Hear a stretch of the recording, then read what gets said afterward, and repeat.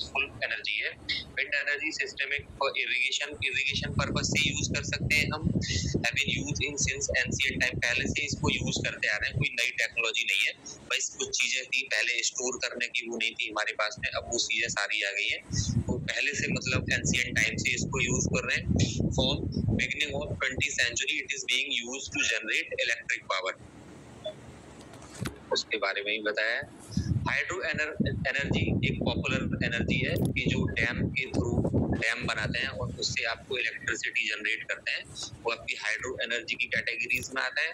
Hydro energy is derived from flowing water in rivers, water streams in mountain और from man made installations where water flows from a high level reservoirs down through a tunnel and away from the dam।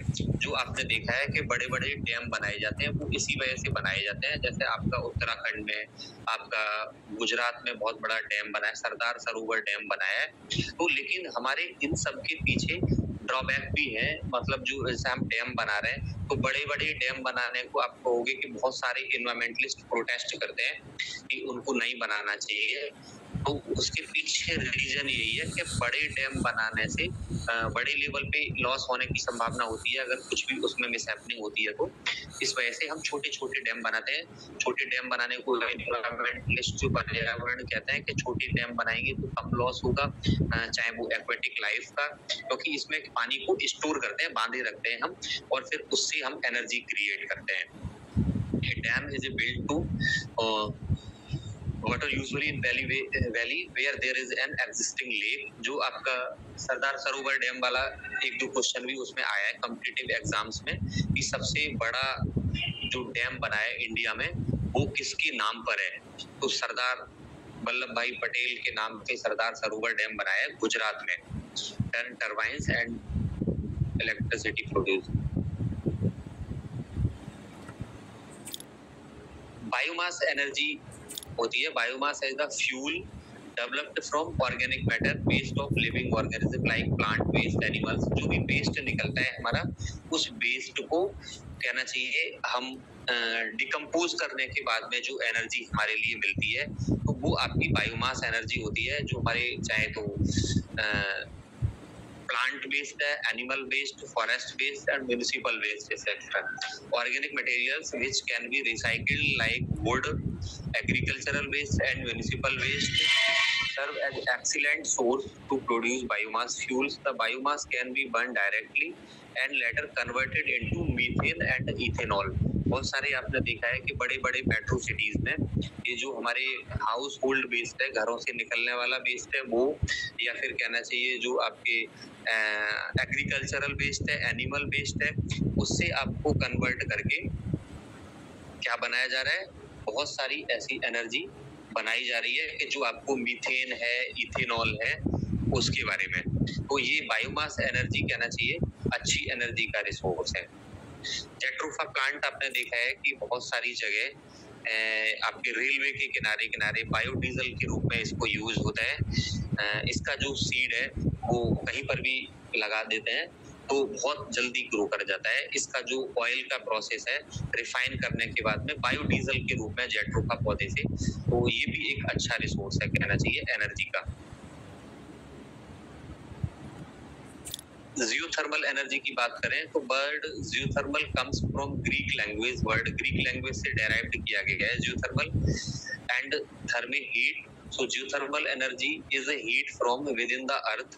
मतलब geo means earth हो तो पृथ्वी होता है, और thermal means energy.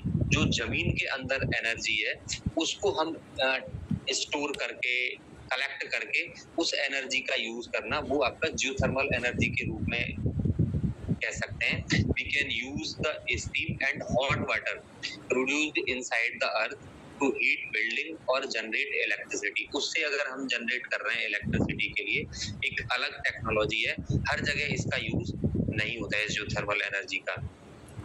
ये एक इसमें से भी एक क्वेश्चन आया है तो इस वजह से डाल दिया है। The earth can be combined with egg.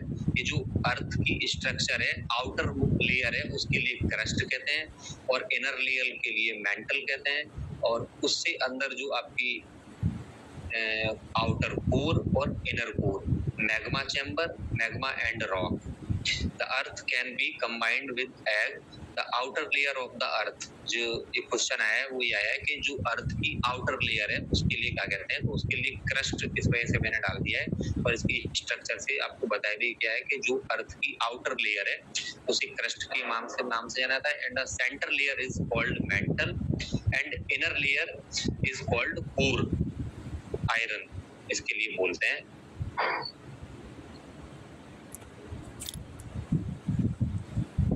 ये एक बात देख लो, below the crust of the earth the top layer of the mantle is a hot. Repeat करो। क्या बेटा? ये पीछे वाला वापस रिपीट करो। ये है जो अर्थ की स्ट्रक्चर है, तो जो earth can be compared with egg, egg जैसी स्ट्रक्चर है जो आपने इसमें देख रहे होंगे स्लाइड में। तो जो उसकी आउटर लेयर है, ये वाला जो मेरा चल रहा है ना, एरो चल रहा है, दिख रहा है क्रस्ट, तो जो आउटर लेयर है उसके लिए क्रस्ट बोलते हैं। And centre layer is called mental, जो सेंटर लेयर है उसके लिए मेंटल। एंड इनर लेयर जो सबसे अंदर की लेयर है उसके लिए कोर बोलते हैं। बस इतना आपको याद रखना है कि आउटर लेयर कौन सी है, सेंटर लेयर कौन सी है और जो इनर है उसके लिए क्या बोलते हैं। ठीक है, इसके बारे में यहाँ भी दिया है। Below the crust of the earth the top layer is mental, is hot होती है, जो हॉट होती है। लिक्विड रॉक कॉल्ड मैग्मा, जो लिक्विड होती है रॉक्स में आपकी वो मैग्मा होती है। और every 100 meter go to below ground the temperature of the rock increase, जो रॉक्स का टेम्परेचर है वो इंक्रीज होता रहता है about 3 degree Celsius. If you want about 1000 feet below 10,000 below ground the temperature of the rock would be hot enough to cool water। आपके मतलब का नहीं है बहुत ज्यादा इसमें।